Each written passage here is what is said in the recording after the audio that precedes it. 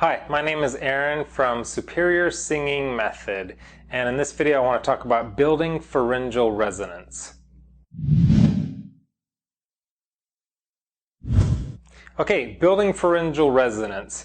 At the end of this video I want to give you my best technique for building pharyngeal resonance, best kind of exercise and technique to be able to begin to build that and get into that. But let's just talk a little bit about what it is and what the pharynx, where all that kind of comes from, and having the knowledge will help you to be able to work the exercise and to really get the most benefit out of it. So what is resonance? Let's just talk about that. Resonance it's a deep, full, reverberating sound. It's basically exactly what you want with your singing. It's what everybody wants with their singing. You want this deep, full, kind of resonant, just this resonant, I'm using a reverberating kind of like sound that is just big and full as it comes out, and these powerful singers. That's what you want. You want this real resonant, reverberating type of sound. Now, there's a myth that volume brings resonance, or that you have to have a lot of volume and push a lot of air through your vocal cords in order to get a big sound and a full resonant sound, but that's actually not true. In fact, too much volume will just make the air blow through your vocal cords and flip into falsetto, and that's how you crack, and all those cracks and breaks, especially in your higher range. Now, adding some weight to a good technique type of sound is good, and that'll allow you a bigger sound. But resonance, the thing about resonance is that it reverberates and bounces off your resonators in such a way that it just comes out big and full without you having to force it out or try and make all this volume come out. So that's why that's what's so important about the pharyngeal resonance, because your two primary resonators, you have your chest and your head. So you have those are your two registers, so your chest register, your head register, but they're also your two primary resonators as well. But the third resonator is your pharynx. Your pharynx that's where pharyngeal comes from. You may already know that. But your pharynx is in the back of your throat, up and down, up and down in the back of your throat. Your pharynx. You got your nasal pharynx, you got your oral pharynx, and so on and so forth. So that's your pharynx back there. And what happens is the sound, as it comes up and you use that pharyngeal resonator, it bounces off the walls of your pharynx and creates a bigger sound as it comes out of your mouth. Now, you don't want to just sing with just that pharyngeal sound. You want a good blend of your chest voice, your head voice, and your pharynx to get one big kind of one big sound, one big mixed sound. And the pharynx itself is one of the primary ways to establish a good mixed voice, a good full blended voice. So I want to give you the technique to help you get to that pharynx, that pharyngeal kind of sound, and where it is and how you can use it. The NG sound, that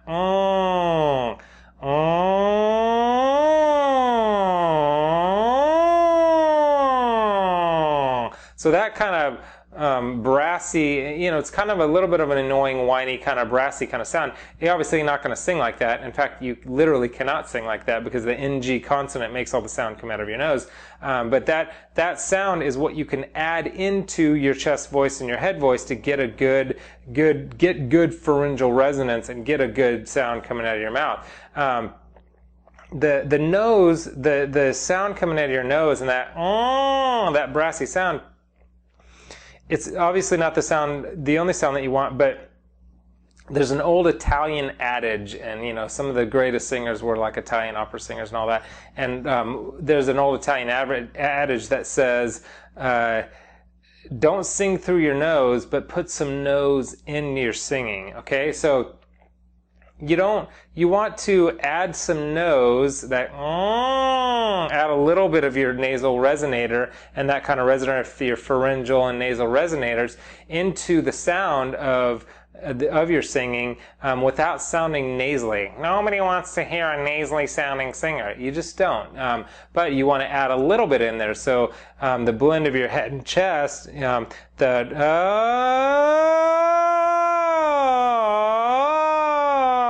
that kind of sound, it gives you that kind of resonant sound, a little bit of that sound with a little bit of the head and a little bit of the ch. So it's that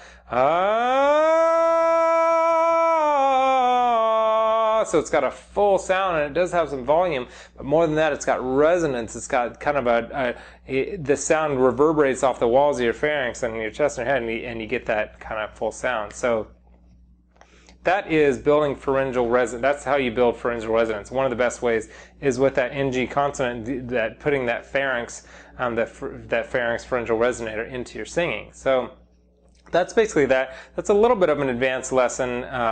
If you're just a beginner, if you are a beginner, or even if you're an advanced singer, I just want to encourage you to continue to pursue your dreams, because you can become a singer. And that's one of the things that I say over and over, is because I want people to know that singing is not just either you're born with it or you're not born with it. No, you can learn to sing. Learning to sing is something that is learned. You can actually learn the techniques and the exercises. So I encourage you to continue on.